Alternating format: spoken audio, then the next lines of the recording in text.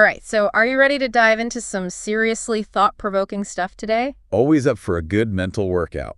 Good, because we're tackling Adlerian psychology today. Oh, interesting. You've probably heard the saying that our personalities are like set in stone by the time we're adults, right? Yeah, you mean that whole can't teach an old dog new tricks idea? Exactly, but get this, Adlerian psychology suggests that might not be the whole story.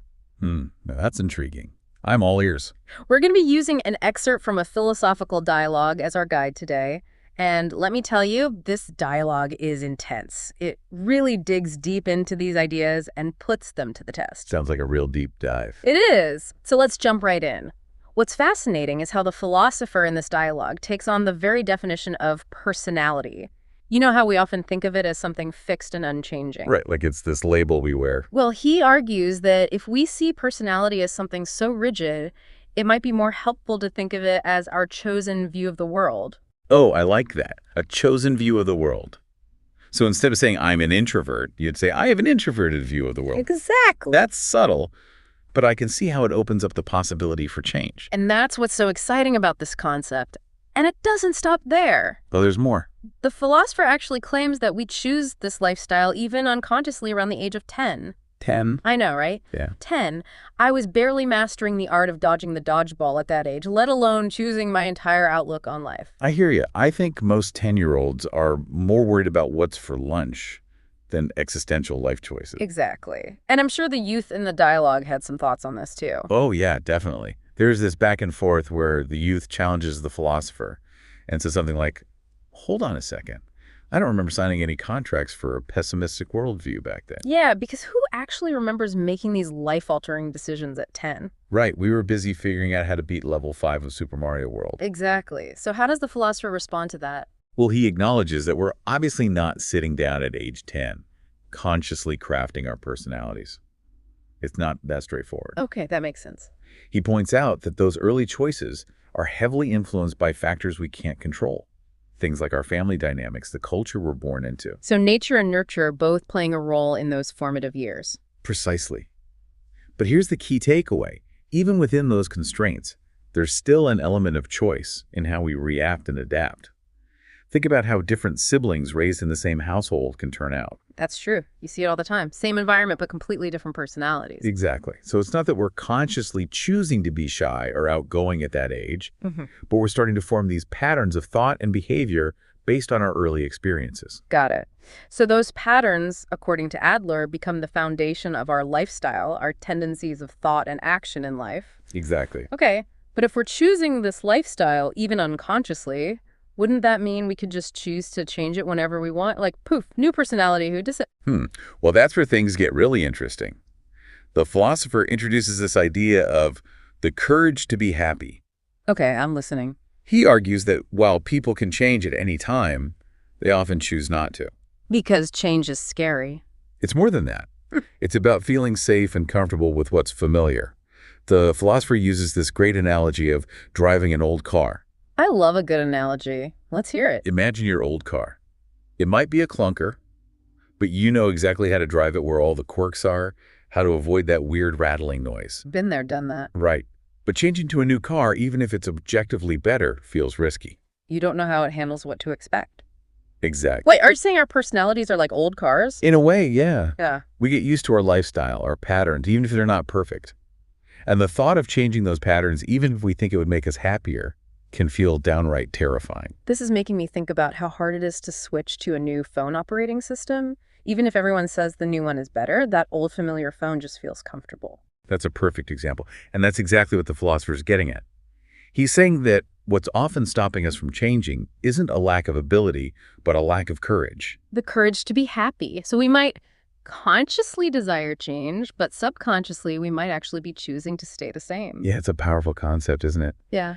And it really challenges us to look at the choices we're making, even the ones we don't realize we're making. This is already making me rethink everything I thought I knew about personality. But how does choosing our lifestyle at such a young age even work? Did we really lay the foundation for who we are back when we were just kids? Well, it might sound strange at first, but think about it this way.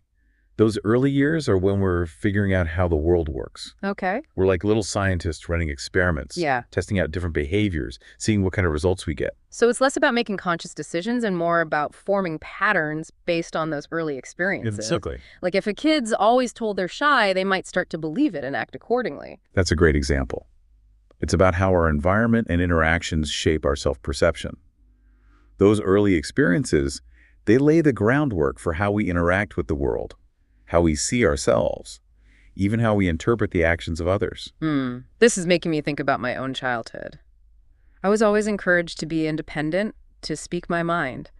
Looking back, I can see how those early messages really shaped my personality and the choices I make today. It's amazing how much those early experiences can impact us, isn't it? It really is. And the dialogue actually delves into this idea of choice and how it plays out throughout our lives. Remember how the youth pushes back, asking why they can't just snap their fingers and change if they're the ones making the choices? Right, because if we're supposedly in the driver's seat, shouldn't we be able to switch gears whenever we want? That's the million-dollar question.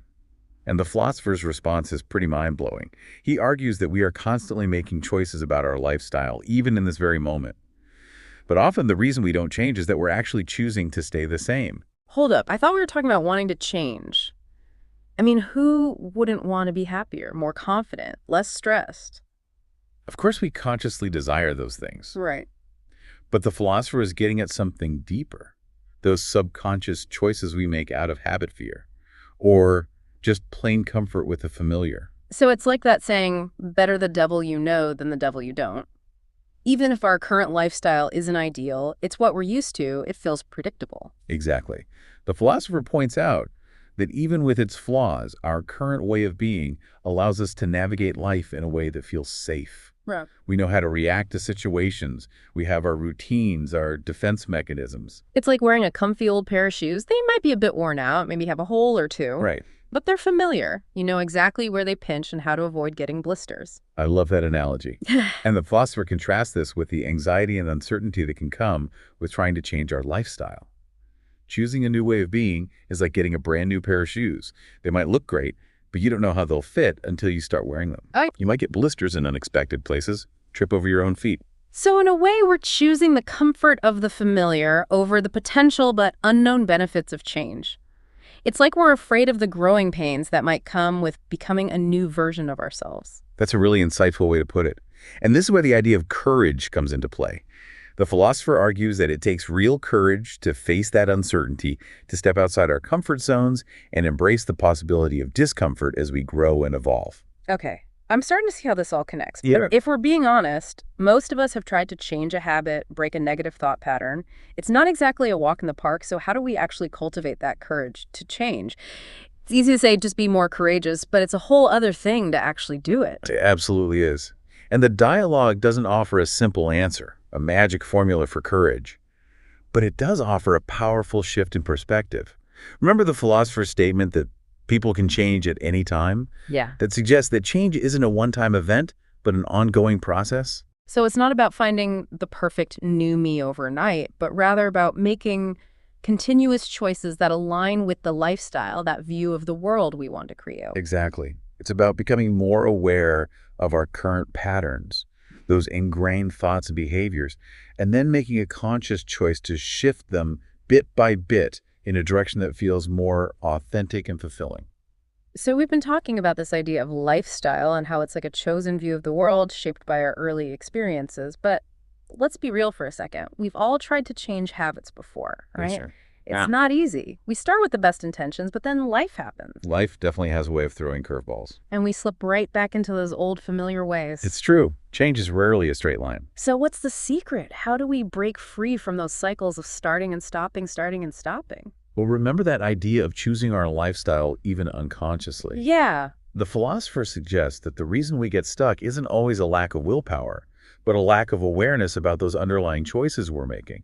Okay, I think I get what you mean. Can you explain that a little bit more? Sure. Think about it this way.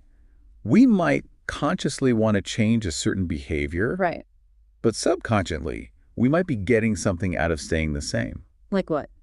Maybe it's a sense of security, a way to avoid conflict, or even a way to maintain a certain identity we've built for ourselves. So it's like those subconscious choices are actually working against us even if we don't realize it. That's kind of sneaky. It is sneaky, and that's where courage comes in.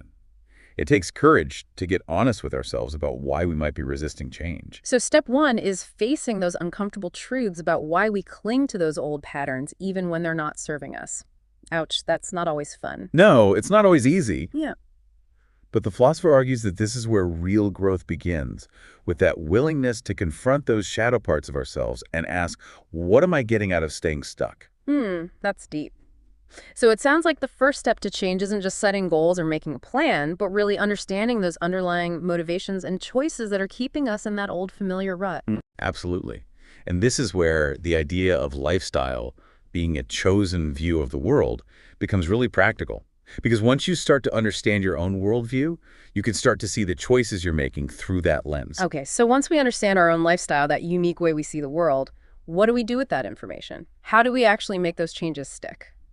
Well, the dialogue reminds us that we're not just isolated individuals trying to change in a vacuum. Our environment, our relationships, even the messages we absorb from culture, all play a role. Right, it's like trying to eat healthy when everyone around you is ordering pizza. Exactly. So part of cultivating the courage to change involves being mindful of our surroundings. It might mean setting boundaries, seeking out supportive relationships, or even changing our physical space to create an environment that aligns with our desired lifestyle. That makes a lot of sense. It's not just about willpower, it's about setting ourselves up for success by creating the right conditions for change. Exactly. And remember, change is a process, not a destination. It's about making small, consistent choices that gradually shift our lifestyle, our worldview, in a direction that feels more authentic and fulfilling. This is so empowering. It's like we're not stuck with the personalities we developed as kids, but we have the power to keep evolving and growing throughout our lives. That's the beauty of this philosophy. It reminds us that we're not just passive passengers in our own lives, but active creators. So to wrap things up, it seems like the big takeaway here is that we have more power to shape our personalities than we might think. And it all starts with understanding that lifestyle we've chosen even unconsciously, and then having the courage to challenge those ingrained patterns. That's a great summary. Yeah. And perhaps the most thought-provoking question the dialogue leaves us with is this. If you truly had the courage to be happy, what changes to your lifestyle might you choose to make? Wow, that's a powerful question. It's an invitation to really examine our choices and ask ourselves if they're aligned with who we want to be and the life we want to live. And it's a question we can keep asking ourselves long after this deep dive is over. Absolutely. Because ultimately, this journey of self-discovery and growth is a lifelong adventure. Yeah. So to all you listeners out there, keep exploring, keep questioning, and keep cultivating that courage to be happy. We'll catch you on the next deep dive.